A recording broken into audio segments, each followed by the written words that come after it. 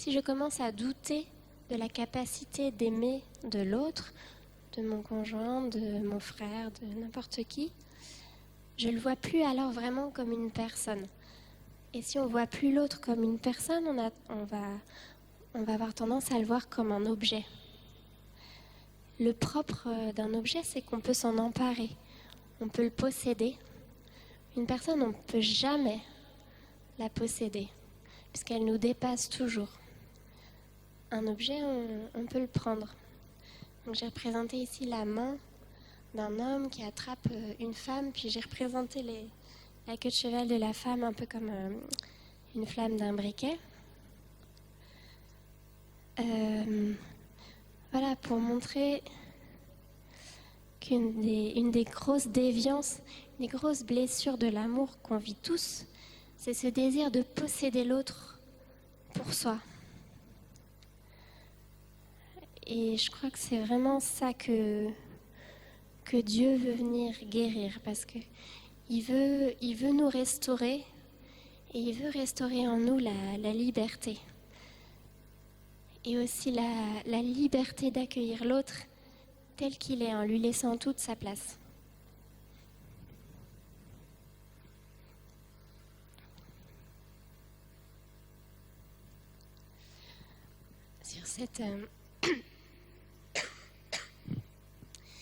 Sur cette affiche, on ne voit pas très bien l'image, mais on voit un homme qui est comme dédoublé. Il y a deux formes qui se superposent. C'est comme une personne qui manque d'unité. Saint Paul, dans la lettre aux Romains, parle de ce sentiment qu'on a tous d'à la fois vouloir le bien, avoir un désir très très très profond d'amour vrai, et cette incapacité qu'on a à le mettre en œuvre. Il dit voilà, je désire le bien, mais c'est comme si c'était pas à ma portée. Je pratique le mal. Il dit voilà, on a vraiment une scission interne, une désunion, qui est la marque du péché en nous, qui nous fait souffrir. Parce que qui n'a pas vraiment au plus profond de lui-même ce désir de vérité, ce désir d'amour? Et pourtant, Saint Paul dit, voilà, là où le péché abonde, la grâce surabonde. Et grâce, parce que c'est ce qu'on dit à la messe de Pâques, grâce au péché, le Christ est venu nous donner sa propre vie. Le Christ est venu vraiment nous restaurer. Il veut restaurer en nous l'unité entre nos désirs profonds et nos actes, l'unité entre notre corps et notre esprit.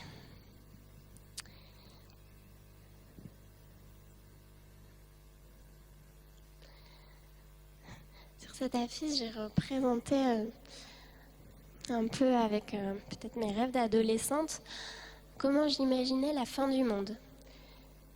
Alors j'ai dessiné comme ça, j'ai repris la silhouette d'une icône du Christ. Je me suis dit, voilà, à la fin des temps, j'espère que le Christ apparaîtra dans le ciel, qu'on verra son visage, voilà, que tout le monde le verra. Ça illustre le verset, toute chair verra le salut de Dieu lorsque le Christ apparaîtra. Cette fin du monde, c'est la réalisation de la promesse que Dieu nous fait de venir nous épouser. Dans tout l'Ancien Testament et le Nouveau Testament, il nous promet cela, de venir nous restaurer, de venir nous sauver et par là même de nous épouser. Alors voilà, c'est l'époux qui vient à notre rencontre.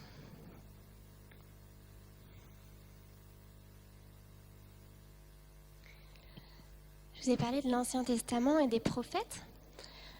Les textes, notamment chez le prophète Isaïe, Ézéchiel, Osée, sont très très très explicites sur le fait que Dieu est notre époux.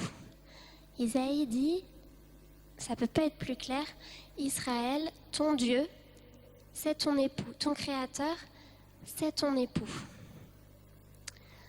Je vais vous lire quelques extraits parce que c'est vraiment beau.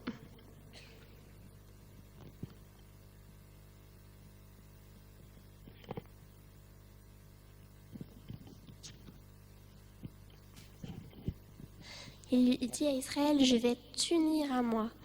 On ne t'appellera plus la délaissée, mais mon plaisir en elle. C'est quand même fort comme terme. Épouser. Tu feras l'allégresse de ton époux, de ton Dieu. Chez Ézéchiel, voilà Israël, tu es comme une jeune femme nue et un peu perdue. Mais je passais près de toi et je t'ai vu, je te vis. Alors c'était le temps de l'amour. Je tendis sur toi le pan de mon manteau, je couvris ta nudité, je prêtai serment, je fis alliance avec toi et tu fus à moi. C'est vraiment les termes de l'alliance du mariage. Chez Osée, je vais te séduire, tu m'appelleras mon mari, je te fiancerai à moi pour toujours. Je te fiancerai dans la justice, dans le droit, dans la fidélité, dans la miséricorde.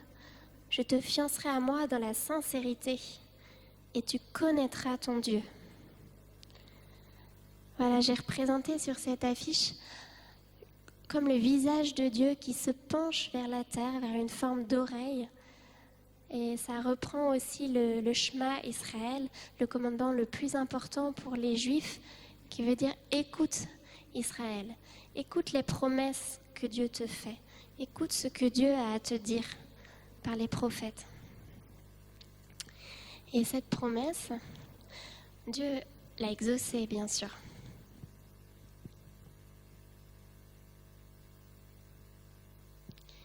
Il l'a exaucée en s'incarnant, en prenant un corps et en nous épousant. Est-ce que Jésus nous a épousés? Oui, parce qu'il s'est donné complètement à nous par l'Eucharistie. Là, j'ai représenté l'Eucharistie comme Jésus qui plongerait en nous. Vous voyez, cette envie irrépressible qu'il a de descendre, de se donner à nous. Comme un amoureux qui voudrait nous nourrir de l'intérieur. Parfois, peut-être que nous, c'est ce qu'on aimerait, mais on ne peut pas le faire. Et bien lui, voilà, il a cette capacité de se donner entièrement à nous et de nous nourrir de sa propre personne.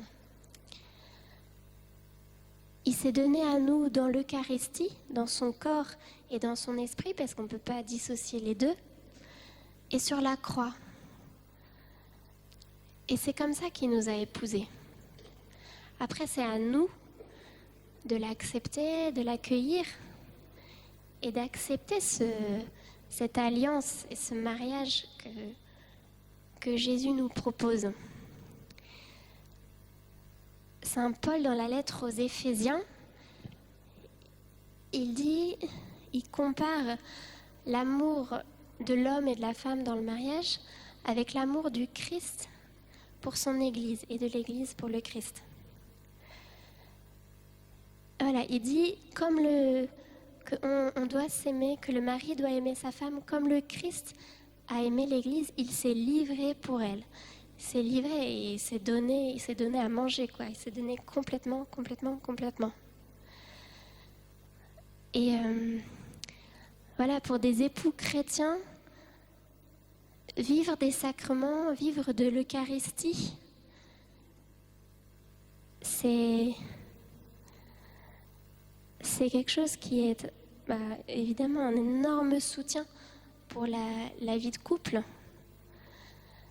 De vivre cette expérience d'union intime et totale avec le Christ, c'est quelque chose qui petit à petit vient nous réparer, vient réparer en nous la capacité d'accueillir son mari, d'accueillir l'autre, d'accueillir sa femme, de se donner à sa femme.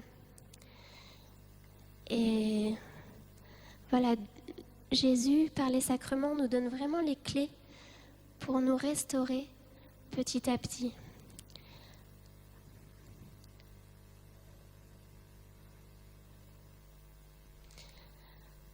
Sur cette affiche, j'ai représenté le cœur de quelqu'un qui est comme transpercé.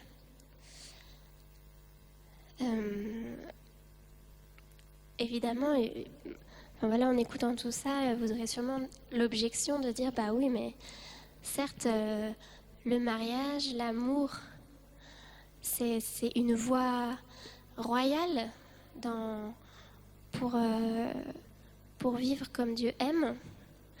Mais dans l'Église, il y a beaucoup de personnes qui ne vivent pas de ce mariage, qui ne sont pas mariées et qui le choisissent même par amour pour Dieu.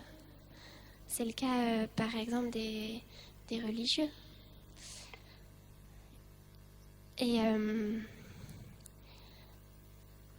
le mariage, c'est une voie naturelle, qui presque, voilà, l'attraction sexuelle, elle agit parfois presque malgré nous. Elle est appelée ensuite à devenir de plus en plus libre. Mais Dieu peut aussi proposer à certaines personnes de le rencontrer dans un mariage, mais directement avec lui. Et c'est très beau, comme il y a des mystiques comme Saint Jean de la Croix ou Thérèse d'Avila, qui parlent d'un mariage avec Dieu qui a lieu déjà sur terre. Ils se sont tellement ouverts à l'action de l'Esprit Saint qu'ils ont déjà vécu sur terre cette communion plénière, cette union totale avec Dieu. Parce que ultimement, c'est à ça qu'on est appelé. C'est ça qui nous comblera totalement. Sur terre, on ne pourra jamais être comblé complètement affectivement par son mari, par sa femme. C'est un chemin pour nous. C'est quelque chose qui nous ouvre aussi, mais à quelque chose d'encore plus grand, qui est l'amour, qui est le mariage avec Dieu. Et Jean-Paul II dit toujours, voilà, que les différentes vocations dans l'Église se complètent. Et par exemple, c'est bon pour des personnes mariées de voir ces religieux, ces religieuses, parce que ça leur rappelle que ultimement, c'est à Dieu qu'elles sont appelées. Et c'est bon pour les religieux, les prêtres, de voir des couples, parce que ça leur rappelle que l'amour est toujours concret et que l'amour, sous toutes ses formes, se vit toujours par le corps. Voilà, on peut passer à la dernière affiche. Voilà, où j'ai représenté ce couple enlacé. Et j'ai écrit sur l'affiche que voilà, le mariage, c'est une école d'amour qui nous apprend à aimer petit à petit, comme Dieu aime.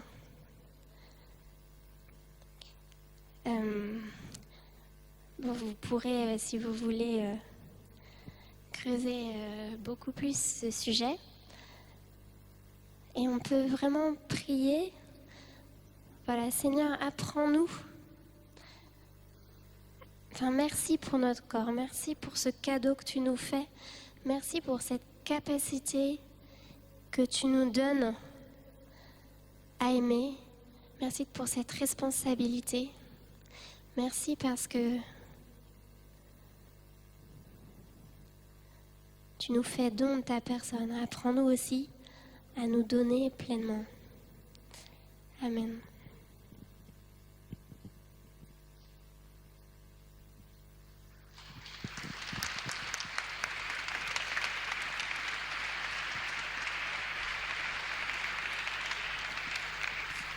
Merci beaucoup, Avril, pour ce topo et cette